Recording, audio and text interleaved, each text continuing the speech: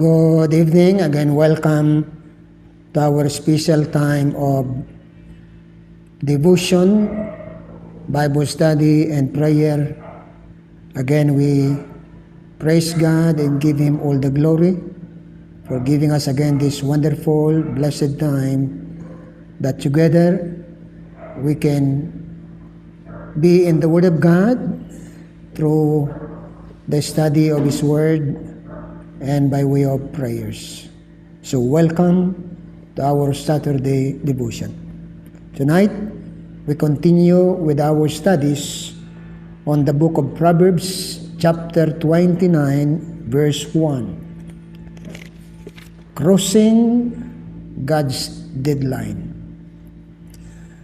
Proverbs 29, verse 1, He that being often reproved and hardeneth his neck shall suddenly be destroyed, and that without remedy. We praise God for His Word. Manalangin tayo. Gracious God and loving Father, once again we thank You for this blessed and wonderful time that You have given to us, that we can be together and have this Saturday devotion, opening Thy Word from the book of Proverbs and learning the truth and receiving comfort and encouragement and warning as we study Proverbs 29 verse 1. Thank You also for giving us this wonderful time that we can be together, enter into Thy presence, commune and fellowship with Thee as our God, our Savior. You are worthy to receive glory and honor because You are the omnipotent, faithful, loving Father. May each one of us, dear Father, will come before Thy presence with a heart magnifying and glorifying Thee, praising Thee and thanking Thee for Thy love, for Thy faithfulness, and for Thy overflowing grace. May Your presence through the Holy Spirit will give us understanding and conviction. In Jesus' name, amen. Last Saturday, we studied crossing God's deadline. And we started with number 1. There are 4 undeniable warnings about God's deadline from Proverbs chapter 29 verse 1. Number 1, the truth of man's spiritual direction. Proverbs 29 verse 1 letter A, He that being often reproved and hardeneth his neck shall suddenly be destroyed and without remedy. Remember that God in His mercy and patience always provides us, gives us spiritual direction. May we have the heart to listen, understand, and heed the warning given to us by God. Number 2, we look at the second undeniable warning given to us by God through Proverbs 29 verse 1. The truth of man's stubborn disobedience. Anong sabi sa verse 1 letter B? He that is often rebuked and hardeneth his neck. So naroon yung tinatawag nating disobedience. It means to disobey, to be stubborn, or putting off, giving no attention to the undeniable warning given to us by God regarding our spiritual direction.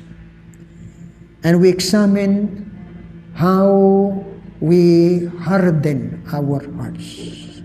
Number 1, through procrastination. The habits of putting it off. The plan of getting saved by and by. Like what Pharaoh did to Moses and to Israel. Remember, do not procrastinate.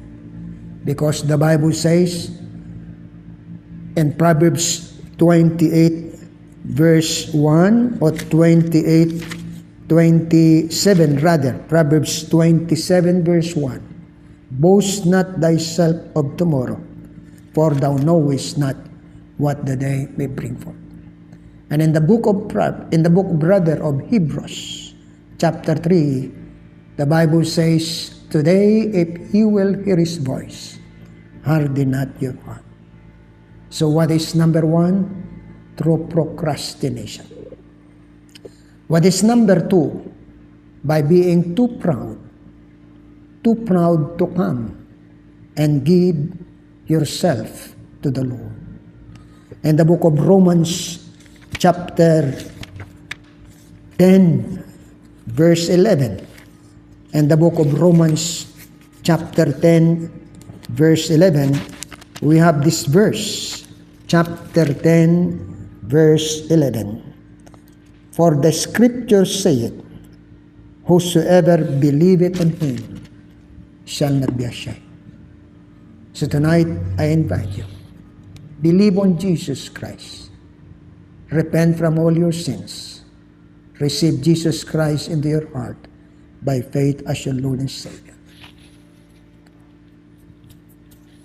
Man's stubborn disobedience. How? Number 3, by living in pleasure.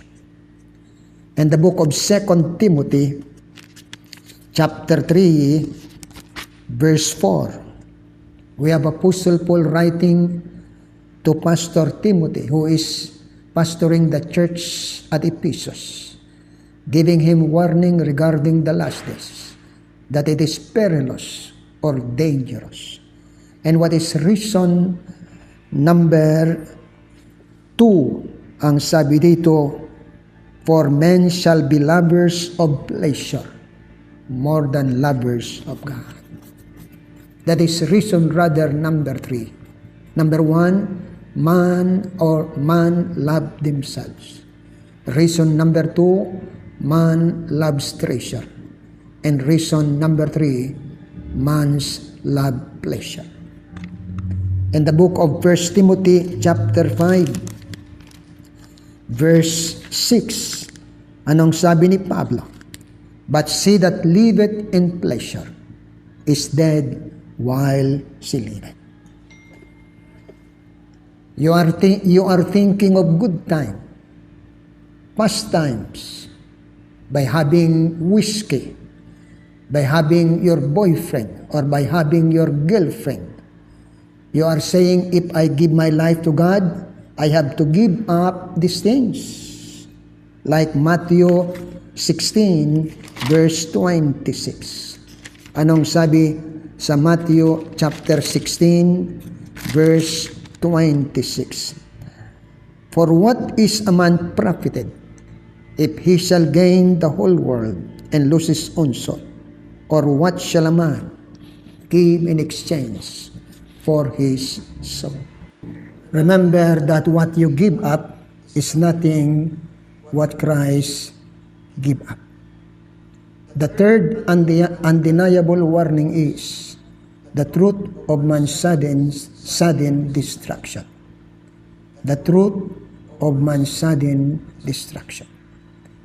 Proverbs 29 verse 1 says, shall suddenly be destroyed. How? Through strong delusion. And 2 Thessalonians chapter 2, verse 11 and 12. Ito ang sabi ni Apostol Pablo. And for this cause, God shall send them strong delusion, that they should believe a lie, that they all might be dumb who believe not the truth, but had pleasure in unrighteousness. Number 2, through spiritual desertion. In Romans chapter 1 verse 24. Ito ang sabi ng banal na kasulatan. Romans chapter 1 verse 24. Wherefore, God also gave them up to uncleanness through the lust of their own hearts to dishonor their own bodies between themselves. And verse 26, for this cause God gave them up unto vile affection, for even their women did change the natural use into that which is against nature. And verse 28, and even as they did not like to retain God in their heart or in their knowledge, God gave them over to a reprobate mind to do those things which are not convenient, and destroy them suddenly.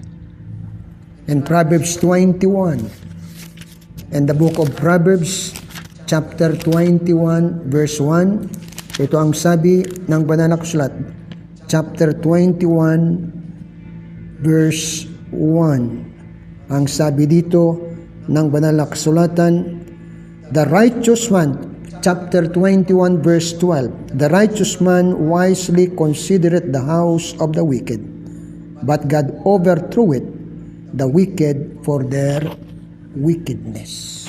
And Hebrews chapter 9 verse 29, again ito ang sabi ng banal na kasulatan, Hebrews 9:29, as it is appointed unto men once to die, but after this, judgment. Katulad ng nangyari sa Luke chapter 12, verse 16 to 21, the rich fool. Ano ang sabi ng Diyos? Tonight, kukunin ko ikaw at saan pupunta ang lahat mong kayamanan. Crossing God's deadline. Mayroon tayong tatlong undeniable truth. Number 1, the truth of man's spiritual direction. Number 2, the truth of man's stubborn disobedience. And number 3, the truth of man's sudden destruction. I hope that tonight, the Holy Spirit will speak to you and touch your heart and will give you wisdom and understanding so that you will see and you will have the right decision in relation to your eternity. Kung ikaw ay Kristiyano na, I ask you, surrender your life to God and serve the Lord. Kung ikaw ay hindi paligtas, remember, the only way to be saved is to believe on Jesus Christ, repent from all your sins, and receive Jesus Christ into your heart by faith as your Lord and Savior. Manalangin tayo. Loving God and gracious Father, I give you all the glory, the praise, and the honor. It is my prayer that your name is lifted up and glorified as you speak and touch every one of these people who has the opportunity to hear the preaching of the word today. Whatever, O God, is their need, whatever is their condition, whoever they are, it is my prayer that your grace and mercy will make difference in their life, and the Holy Spirit will minister to each one of them. I bring them now into your presence and care. In Jesus' name, amen. Maraming salamat. God bless you.